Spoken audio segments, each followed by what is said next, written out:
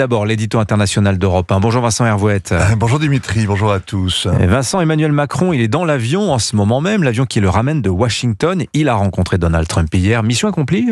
Ces retrouvailles entre vétérans étaient réussies. Ils ont fondé un club d'admiration mutuelle. Donald Trump était sur le perron. Ils se sont étreints, beaucoup flattés. Ils ont tenu 2 conférences de presse. Il fallait au moins ça pour comprendre en quoi ils étaient d'accord, à part célébrer le 3e anniversaire de la guerre. Comme le narcissisme du Donald est aussi imposant que l'obélisque du Capitole, il se charge lui-même de vanter ses mérites. Il a répété que s'il avait été là, il n'y aurait jamais eu de guerre, qu'il avait fait davantage pour la paix en 1 mois que son prédécesseur en 4 ans, et ça ne tenait qu'à Trump, le Donald serait prix Nobel de la paix, et beaucoup mieux qu'Obama. Emmanuel Macron l'a félicité, il l'a été en retour. Le président français, fier de parler au nom des 30 dirigeants qu'il a consultés la semaine dernière. Il était aussi la voix des Ukrainiens, il s'exprimait enfin au nom des Britanniques.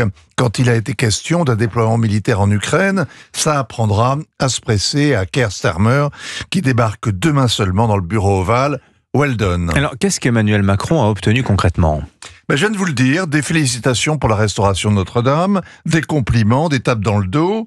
Mais sur l'Ukraine, il y avait 2 monologues croisés. D'un côté, Trump se réjouit d'un prochain cessez-le-feu. Les discussions avancent bien avec les Russes en Arabie.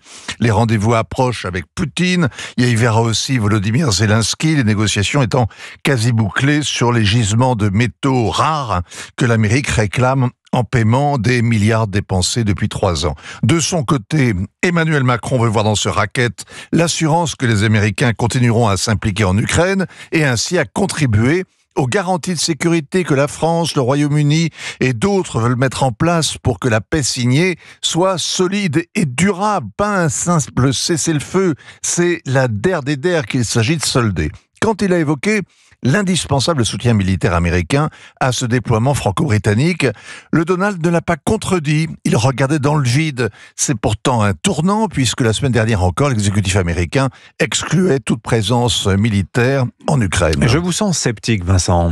Je me méfie des prouesses diplomatiques sans lendemain. À l'inauguration de Notre-Dame, les médias enthousiastes ont loué l'habileté de l'Élysée qui avait monté un tête-à-tête entre Trump et Zelensky.